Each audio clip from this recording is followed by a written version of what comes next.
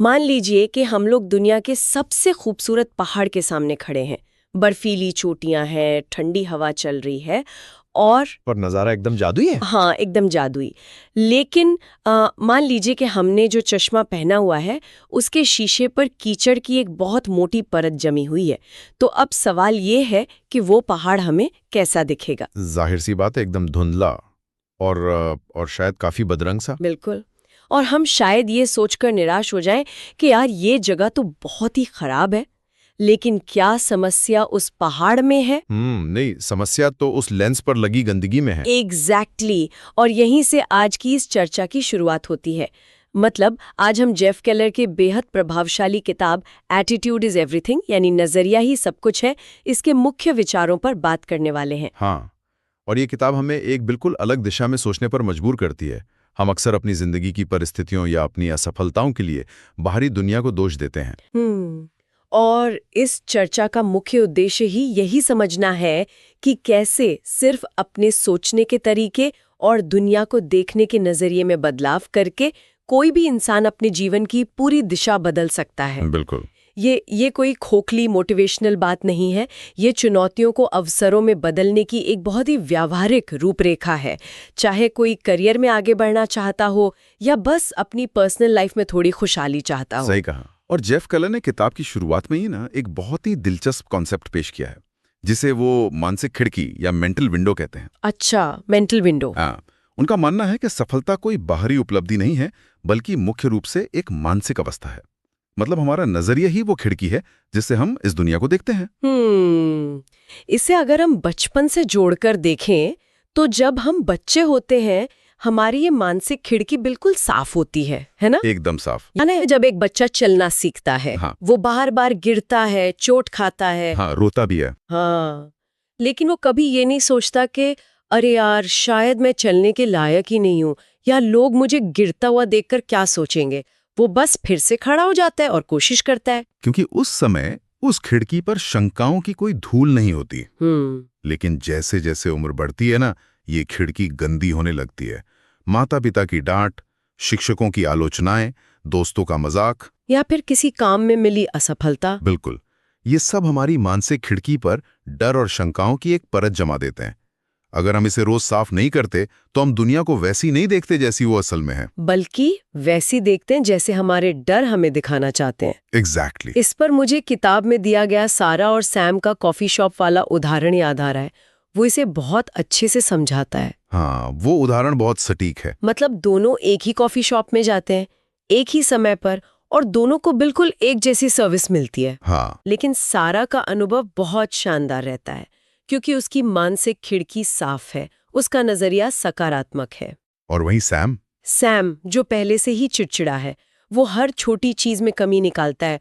Coffee थोड़ी ठंडी है, वेटर ने मुस्कुराकर नहीं देखा, और वो निराश होकर ही लौटता है। और मजे की बात यह है कि सैम की यह निराशा ना सिर्फ उस कॉफी शॉप तक सीमित नहीं रहेगी। अच्छा? हाँ, वो इस नकारात्मकता को अपने ऑफिस लेकर जाएगा, जहां वो किसी सहकर्मी से उलझ जाएगा। शायद इसी नकारात्मक नजरिए की वजह से वो उस दिन कोई बड़ा अवसर भी गंवा दे, क्योंकि उसका दिमाग उस वक्त सिर्फ खतरे और कमियां ढूंढने के लिए प्रोग्राम हो चुका है। बिल्कुल, वो अवसरों को देख ही नहीं पाएगा। ये बात तो सच में सोचने पर मजबूर करती है कि ये सिर्फ रोजमर्रा की छोटी छोटी झल्लाहटों तक सीमित नहीं है। अगर हम इतिहास के पन्नों में जाएं तो विक्टर फ्रैंकल का उदाहरण मुझे सबसे ज्यादा झकझोरने वाला लगता है। ओ, नाजी आपना शिविरों वाला। हाँ, एक कैदी के तौर पर, मतलब उस अमानवीय स्थिति की हम और आप कल्पना भी नहीं कर सकते। सब कुछ छीन लिया गया था उनसे। सही कहा। उनका परिवार, उनका पेशा, उनकी आजादी, यहाँ तक कि उनके शरीर के कपड़े भी। उन यातना शिविरों की बाहरी परिस्थितियां इतनी भयानक थीं कि किसी का भी मानसिक संतुलन पूरी तरह से टूट जाए। लेकिन विक्टर फ्रैंकल ने वहां एक बहुत ही गहरी मनोवैज्ञानिक सच्चाई खोजी। वो क्या थी? उन्होंने महसूस किया कि इंसान से सब कुछ छीना जा सकता है, लेकिन किसी भी भयानक से भयानक परिस्थिति में अपनी प्रतिक्रिया चुनने की आज़ादी, अपना नजरिया चुनने की आज़ादी कोई नहीं छीन सकता। एग्जैक्टली, कोई नहीं छीन सकता। ये वाकई रोंगटे खड़े कर देने वाली बात है। मतलब अगर कोई इंसान मौत के साये में भी अपनी मानसिक खिड़की को साफ रख सकता है और उम्मीद चुन सकता है, तो फिर हम अपनी रोजमर्रा की सामान्य जिंदगी की चुनौतियों में ऐसा क्यों नहीं कर सकते? बिल्कुल कर सकते हैं। लेकिन यहाँ एक बहुत ही तार्किक सवाल उठता है मेरे मन में। पूछिए, अगर ये मानसिक खिड़की ये तय करती है कि हम दुनिया को कैसे देखते हैं, तो ये हमारे वास्तविक परिणामों और हमारे एक्शंस को कैसे बदलती है? मतलब खिड़की साफ होने से असल जिंदगी के परिणाम कैसे बदल जाते हैं? इस सवाल का जवाब हमें अर्ल नाइटिंगेल के एक बहुत ही प्रसिद्ध सिद्धांत की ओर ले जाता है, जिसे प्रबल विचार का नियम या लॉ ऑफ डोमिनेंट थॉट कहते हैं। नाइटिंगेल ने कहा था कि हम वही बन जाते हैं जिसके बारे में हम सोचते हैं। एक मिनट, यहाँ मैं थोड़ा रुकना चाहूंगी। हम वही बन जाते हैं जो हम सोचते हैं। ये सुनने में बहुत अच्छा और किताबी लगता है, लेकिन क्या ये सच में इतना सीधा है? हाँ, ये सवाल अक्सर उठता है, और यहीं पर प्रबल यानी डोमिनेंट शब्द बहुत महत्वपूर्ण हो जाता है। डोमिनेंट? हाँ, इसका मतलब ये नहीं है कि हमारे दिमाग में एक पल के लिए कोई करोड़पति बनने का विचार आया और वो सच हो जाएगा। बात उन विचारों की हो रही है जो हमारे दिमाग में सबसे अधिक समय तक हावी रहते हैं। अच्छा, जो हमारा डिफ़ॉल्ट सोचने का तरीका बन जाते हैं। बिल्कुल। जब हम किसी चीज के बारे में लगातार सोचते हैं तो हमारे दिमाग का एक हिस्सा, जिसे मनोविज्ञान में रेटिकुलर एक्टिवेटिंग सिस्टम या RAS कहा जाता है, वो जागृत हो जाता है। हाँ, तो ये सिस्टम करता क्या है? ये एक तरह के फिल्टर का काम करता है।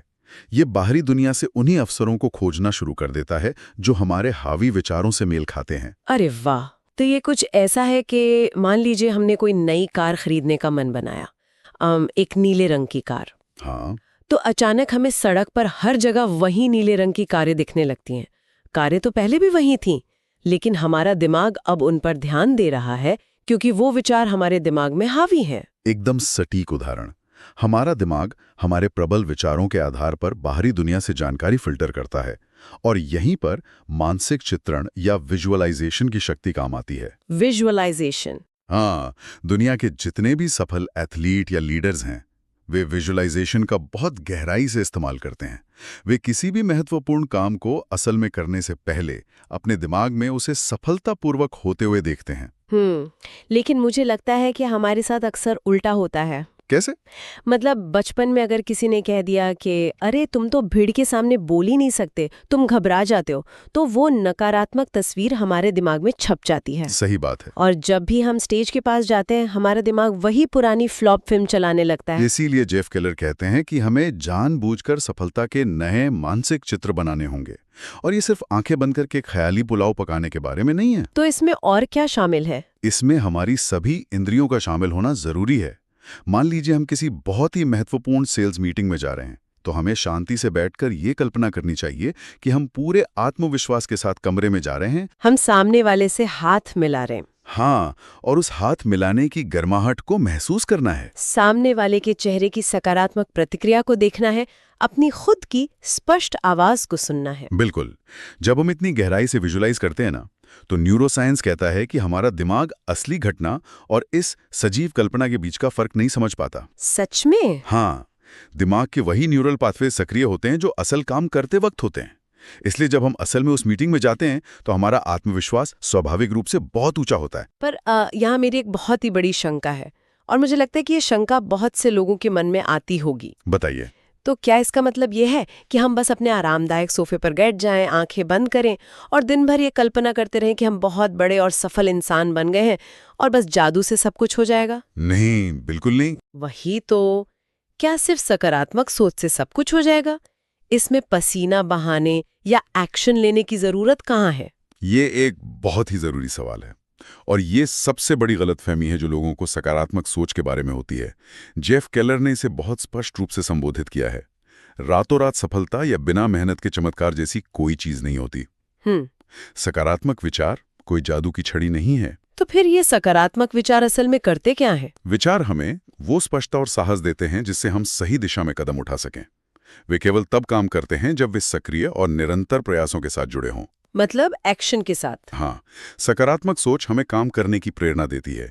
यह हमें उन अवसरों को देखने के काबिल बनाती है जो नकारात्मकता के कोहरे में छिपे थे। लेकिन विचार मेहनत का विकल्प कभी नहीं हो सकते। बिल्कुल। सकारात्मक सोच हमें यह विश्वास दिलाती है कि हमारी मेहनत रंग लाएगी, जिससे हम असफलता मिलने पर भी डटे रहते हैं। मतलब ये कुछ ऐसा है कि सकारात्मक विचार वो उच्च गुणवत्ता वाला ईंधन है जो हमारी गाड़ी के इंजन को स्टार्ट करते हैं और उसे लंबी दूरी तक चलने की ऊर्जा देते हैं। हाँ, बिल्कुल ऐसा ही है। लेकिन स्टीयरिंग पकड़कर गाड़ी तो हमें खुद ही चलानी पड़ेगी ना, और वो भी असल जिंदगी के ट्रैफिक और गड्ढों के बीच से। एकदम सही एनालॉजी है। बिना एक्शन के विजुअलाइजेशन सिर्फ एक दिन में देखा गया सपना है। तो अब हमारे पास सकारात्मक विचार हैं और हमें ये भी अच्छी तरह पता है कि हमें एक्शन लेना है, लेकिन विचार और कार्य के बीच का जो फासला है उसे कैसे तय किया जाए? मतलब इन दोनों के बीच का पुल क्या है? मुझे लगता है कि ये हमारी दिनचर्या का वो हिस्सा है जिसे हम सबसे ज्यादा नजरअंदाज करते हैं, वे शब्द जो हम हर दिन बोलते हैं। ये मानव मनोविज्ञान का एक बहुत ही दिलचस्प और गहरा पहलू है। हमारे विचारों से लेकर हमारे परिणामों तक का एक पूरा चक्र होता है, एक चेन होती है। वो चेन कैसे काम करती है? ये चक्र कुछ इस तरह काम करता है। पहले विचार आते हैं, हमारे विचार फिर हमारे शब्दों में बदलते हैं, वे शब्द जिन्हें हम रोजमर्रा की बातचीत में इस्तेमाल करते हैं। हमारे शब्द फिर हमारे विश्वास को, हमारे बिलीफ सिस्टम को पक्का करते हैं। उसी विश्वास के आधार पर हम एक्शन लेते हैं और अंत में उन्हीं एक्शन से हमें परिणाम मिलते हैं। यानी विचार से शब्द, शब्द से विश्वास, विश्वास से कार्य और कार्य से परिणाम। ये तो एक पूरी चेन है। बिल्कुल। अगर चेन की एक भी कड़ी कमजोर हुई तो सब बिखर जाएगा। और इसमें शब्द बहुत ही अहम कड़ी हैं। हमारे शब्द ही हमारी रोजमर्रा की हकीकत तय करते हैं। हम अक्सर बिना सोचे समझे कहते हैं ना, मैं बहुत थक गया हूं, या मेरी तो किस्मत ही हमेशा खराब रहती है। हाँ, लोग अक्सर ऐसा बोलते हैं। जब हम बार बार ऐसे नकारात्मक शब्दों का इस्तेमाल करते हैं तो हम सिर्फ अपनी स्थिति का वर्णन नहीं कर रहे होते, हम अनजाने में अपने दिमाग और शरीर को हार मान लेने का आदेश दे रहे होते हैं। मैंने कहीं पढ़ा था कि जब हम नकारात्मक शब्द बोलते हैं तो उसका हमारे शरीर पर भौतिक असर भी होता है। क्या ये सच है? बिल्कुल होता है। जब हम लगातार कहते हैं कि मैं तनाव में हूं या मैं थक गया हूं, तो हमारा शरीर वास्तव में कॉर्टिसोल जैसे तनाव के हार्मोन रिलीज करने लगता है। अरे बाप रे। हाँ, हमारे कंधे झुक जाते हैं, हमारी सांसें छोटी हो जाती हैं, हमारी ऊर्जा का स्तर तुरंत गिर जाता है। हमारे द्वारा चुने गए शब्द हमारी भावनात्मक तीव्रता को सीधे तौर पर नियंत्रित करते हैं। ये तो हम रोज अपने आसपास देखते हैं। लोग अपनी छोटी छोटी परेशानियों पर लगातार शिकायत करते रहते हैं। आज गर्मी बहुत है, आज ट्रैफिक बहुत था, आज इंटरनेट धीमा चल रहा है। लेकिन किताब में पेड्रो और हरिकेन मिच का जो उदाहरण दिया गया है वो वाकई आंखें खोलने वाला है। हाँ, वो कहानी बहुत प्रेरणादायक है। वो हमारी इन छोटी छोटी शिकायतों को एक आईना दिखाती है। पेड्रो का अनुभव हमें बहुत कुछ सिखाता है। हरिकेन मिच एक बहुत ही भयानक प्राकृतिक आपदा थी जिसमें पेड्रो ने सचमुच अपना सब कुछ खो दिया था। सब कुछ? हाँ, उसका घर, उसकी जिंदगी भर की कमाई, उसकी आजीविका का साधन, सब कुछ उस तूफान में तबाह हो गया था। कोई भी आम इंसान ऐसी स्थिति में टूट जाएगा, किस्मत को कोसेगा और बस शिकायत करेगा। लेकिन पेड्रो ने ऐसा नहीं किया। उसने क्या किया? इतनी बड़ी त्रासदी के बावजूद उसने शिकायत करने में अपनी ऊर्जा बर्बाद नहीं की। उसका नजरिया सकारात्मक रहा और उसने तुरंत नई शुरुआत करने पर ध्यान केंद्रित किया। ये तो कमाल की बात है। वो ये जानता था कि शिकायत करने से उसका घर वापस नहीं आएगा। ये घटना हमें ये सोचने पर मजबूर करती है कि जब कोई इंसान सब कुछ खोने के बाद भी शिकायत नहीं करता, तो हम अपनी सुरक्षित जिंदगी में छोटी छोटी बातों पर बिना वजह इतना क्यों कुढ़ते हैं? सही बात है। शिकायत करना असल में हमें समाधान से दूर ले जाता है। जब हम बारिश वाले दिन का ही उदाहरण लें, मान लीजिए सुबह उठते ही बहुत तेज बारिश हो रही है और हमें काम पर जाना है। अब हम खिड़की से बाहर देखकर शिकायत करना शुरू कर देते हैं।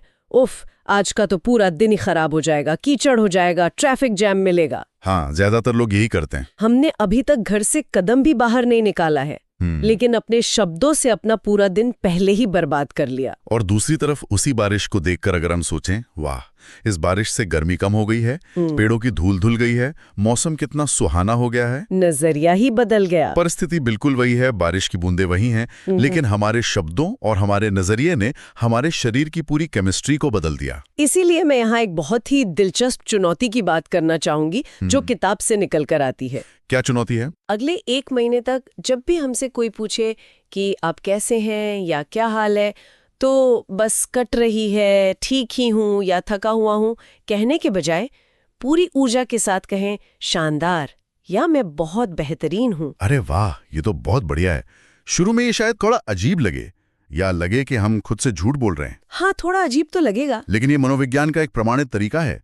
जब हम जोर से शानदार बोलते हैं तो हमारी आवाज में एक ऊर्जा आती है हमारे चेहरे पर एक हल्की सी मुस्कान आ जाती है और सामने वाले व्यक्ति तक भी वही सकारात्मक ऊर्जा पहुंचती है। एग्जैक्टली एक छोटा सा शब्द हमारी पूरी मानसिक अवस्था को बदल सकता है। लेकिन यहाँ एक और चुनौती आती है। क्या? शब्दों पर नियंत्रण पाना तो फिर भी हमारे अपने हाथ में है। हम अपनी जबान को रोक सकते हैं, लेकिन एक बहुत बड़ी व्यवहारिक समस्या ये है कि हम अकेले तो रहते नहीं हैं। हमारे आसपास ऐसे लोग भी होते हैं जो हमेशा नकारात्मक बातें ही करते हैं। उनका क्या करें? जेफ केलर इस बात पर बहुत जोर देते हैं कि हम जिन लोगों के साथ अपना समय बिताते हैं उनका हमारे नजरिए पर बहुत गहरा असर पड़ता है। मतलब संगति का असर। हाँ, इसे हम संगति का असर कह सकते हैं। इंसान का दिमाग ना स्पंज की तरह होता है। स्पंज की तरह? हाँ, अगर हम ऐसे लोगों के साथ ज्यादा समय बिताते हैं जो हमेशा दूसरों की बुराई करते हैं, हमेशा समस्याओं का रोना रोते हैं या हर नया आइडिया में सिर्फ खतरे देखते हैं, तो क्या होगा? तो वो नकारात्मकता धीरे धीरे हम पर भी हावी होने लगेगी। हमारा दिमाग उसे सोख लेगा। तो ऐसे टॉक्सिक या नकारात्मक लोगों से दूरी बनाना जरूरी है। लेकिन मान लीजिए वे टॉक्सिक लोग हमारे ऑफिस के बॉस हों। मुश्किल स्थिति है। या हमारे अपने ही परिवार के सदस्य हों। हम उन्हें पूरी तरह से अपनी जिंदगी से तो नहीं निकाल सकते ना? यह एक बहुत ही जायज चिंता है और इसका सबसे कारगर समाधान है सीमाएं यानी बाउंड्रीज तय करना। बाउंड्रीज? वो कैसे? अगर कोई करीबी रिश्तेदार या सहकर्मी हमेशा नकारात्मक रहता है तो हमें उनसे संबंध तोड़ने की जरूरत नहीं है। लेकिन हम ये जरूर तय कर सकते हैं कि हम उनके साथ कितना समय बिताएंगे। अच्छा। हम ये भी तय कर सकते हैं कि हम उनके साथ किन विषयों पर चर्चा करेंगे। मतलब अगर वे किसी की बुराई शुरू करते हैं या बेवजह की शिकायतें करते हैं तो हम विनम्रता से विषय बदल दें। बिल्कुल, हमें अपनी मानसिक ऊर्जा की रक्षा ना एक पहरेदार की तरह करनी होगी। ये बहुत सही तरीका है। अच्छा, नकारात्मक लोगों से तो हम सीमाएं बनाकर निपट लेंगे, लेकिन जब जीवन में अचानक कोई बहुत बड़ी मुश्किल या विपरीत परिस्थिति आ जाए तब क्या? मतलब जैसे कोई बड़ा क्राइसिस। हाँ, कोई ऐसा आघात जिसका हमने कभी अंदाजा न लगाया हो, तब हमारी ये मानसिक खिड़की कैसे टिकेगी? देखिए, जीवन में मुश्किलें आना तो तय है, उसे कोई नहीं रोक सकता। लेकिन उस मुश्किल को देखने का नजरिया ही हमें सफल या असफल बनाता है। वो कैसे? मनोविज्ञान में एक बहुत ही गहरी अवधारणा है जिसे पोस्ट ट्रॉमेटिक ग्रोथ कहा जाता है। Post traumatic growth? हाँ, इसका अर्थ है भारी आघात या मुश्किल के बाद होने वाला मानसिक और भावनात्मक विकास। अगर हम मुश्किलों के फायदों की गहराई में जाएं, तो इसके 7 बड़े मनोवैज्ञानिक फायदे हैं। 7? हाँ। लेकिन अगर हम कुछ मुख्य फायदों की बात करें तो पहला है एक नया नजरिया मिलना। नया नजरिया कैसे? मुश्किल तो दर्द देती है ना? दर्द देती है, बिल्कुल, लेकिन वो दर्द एक झटके की तरह काम करता है। जब हम किसी बड़ी बीमारी या बड़े आर्थिक संकट से गुजरते हैं तो अचानक हमें समझ में आता है कि हम जिन छोटी छोटी बातों पर परेशान होते थे, जैसे ट्रैफिक जैम या किसी का ताना, वे कितनी अर्थहीन है। हमारी प्राथमिकताएं बिल्कुल साफ हो जाती हैं। ये तो है। और दूसरा फायदा? दूसरा सबसे बड़ा फायदा है कि मुश्किलें हमारी छिपी हुई क्षमता को बाहर लाती हैं। हाँ, ये तो मैंने खुद भी महसूस किया। जब तक हमारे सामने कोई करो या मरो वाली स्थिति नहीं आती, हमारा दिमाग अपनी पूरी क्षमता का इस्तेमाल ही नहीं करता। सही कहा। आराम के माहौल में हम कभी अपनी सीमाओं को चुनौती नहीं देते। जब संकट आता है तो हमारा दिमाग नए समाधान सोचने पर मजबूर हो जाता है। हमारे भीतर से वो साहस निकलता है जिसके बारे में हमें खुद पता नहीं होता। एग्जैक्टली। और तीसरा बड़ा फायदा है कृतज्ञता। कृतज्ञता? हाँ, बुरे वक्त से गुजरने के बाद ही हमें अच्छे वक्त की और उन लोगों की असली कद्र होती है जो मुश्किल में हमारे साथ खड़े थे। यानी विफलता या मुश्किल को एक रुकावट की दीवार की तरह देखने के बजाय विकास की एक सीढ़ी की तरह देखना चाहिए। बिल्कुल। और जब हम मुश्किलों से इस सकारात्मक नजरिए के साथ निपटते हैं तो इसका असर हमारे आसपास के लोगों पर भी पड़ता है, जिससे हमारी नेटवर्किंग या हमारे सामाजिक रिश्ते भी बेहतर होते हैं। बिल्कुल होते हैं। लेकिन नेटवर्किंग को लेकर ना कॉर्पोरेट दुनिया में और आम लोगों में भी बहुत बड़ी गलतफहमी है। हाँ, नेटवर्किंग का नाम आते ही लोग सोचते हैं कि मैं इस इंसान से अपना काम कैसे निकलवा सकता हूँ। हाँ, एकदम। या पार्टी में जाकर कितने ज्यादा बिजनेस कार्ड बांट सकता हूँ ताकि मुझे फायदा हो। ये पूरी तरह से एक मतलब परस्त सोच लगती है। और यही वजह है कि बहुत से लोग असली और गहरे रिश्ते नहीं बना पाते। जेफ केलर ने यहाँ जिग जिगलर के एक बहुत ही गहरे दर्शन को साझा किया है। अच्छा। जिगलर कहते हैं, यदि हम अन्य लोगों को वो पाने में मदद करते हैं जो वो चाहते हैं, तो हम जीवन में वो सब कुछ पा सकते हैं जो हम चाहते हैं। यानी असली नेटवर्किंग लेन देन नहीं है, ये सेवा है। लेने वाले नहीं बल्कि देने वाले बनना है। एकदम। इसे गिवर्स गेट का सिद्धांत कहा जाता है। Givers get? हाँ, जब हम निस्वार्थ भाव से दूसरों की मदद करते हैं, उनके काम आते हैं, तो हम एक ऐसा वातावरण बनाते हैं जहां लोग हम पर दिल से भरोसा करते हैं। और ये कोई चालाकी नहीं है। नहीं, ये सीधा मानव स्वभाव है।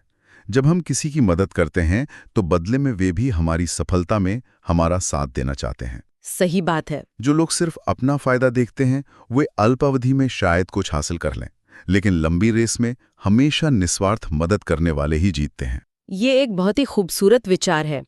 मतलब हमें दूसरों की सफलता का जरिया बनना चाहिए और हमारी सफलता खुद ब खुद हमारे पीछे चली आएगी। बिल्कुल। तो अगर हम आज की इस पूरी गहरी चर्चा को एक धागे में पिरोएं, तो सबसे बड़ी बात जो निकलकर सामने आती है वो ये है कि हमारी सफलता या हमारी खुशी किसी बाहरी शक्ति या किस्मत के हाथ में नहीं है। एकदम सही। हमारे पास जो चश्मा है उसकी मानसिक खिड़की की सफाई पूरी तरह हमारे हाथ में है।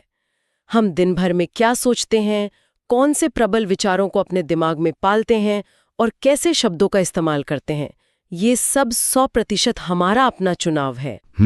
हम मुश्किलों के सामने रोना चुनते हैं या उनसे सीखना चुनते हैं, ये हम पर निर्भर करता है। ये बिल्कुल सही और सटीक सारांश है। नजरिया कोई ऐसी चीज नहीं है जो हमें जन्म से मिलती है या जो एक बार बदल गई तो हमेशा वैसी ही रहेगी। तो फिर ये क्या है? ये एक रोजमर्रा का अभ्यास है, एक मानसिक कसरत है जिसे हमें हर दिन अनुशासन के साथ करना होता है। तो आज की इस चर्चा को हम एक बहुत ही गहरे और झकझोरने वाले विचार के साथ समाप्त करना चाहेंगे। अगर यह बात सच है, जैसा कि हमने आज के विश्लेषण में देखा, कि हमारे प्रबल विचार ही हमारी हकीकत का निर्माण करते हैं, तो हम सभी को आज खुद से एक बहुत ही ईमानदार सवाल पूछना चाहिए। बिल्कुल। आज सुबह जब हमारी आंख खुली तो हमारे दिमाग में सबसे पहला विचार क्या था? क्या वो विचार कृतज्ञता, ऊर्जा और उत्साह का था, या वो कल की थकान, चिड़चिड़ेपन और आने वाले दिन की किसी शिकायत का था? और सबसे अहम सवाल, वो पहला विचार हमारे लिए भविष्य की कौन सी हकीकत तैयार कर रहा है? इस पर जरूर गहराई से विचार कीजिएगा। अगर ये वीडियो अच्छा लगा हो तो लाइक करें, शेयर करें और ऐसी ही किताबों व विचारों के लिए चैनल को सब्सक्राइब करें। धन्यवाद।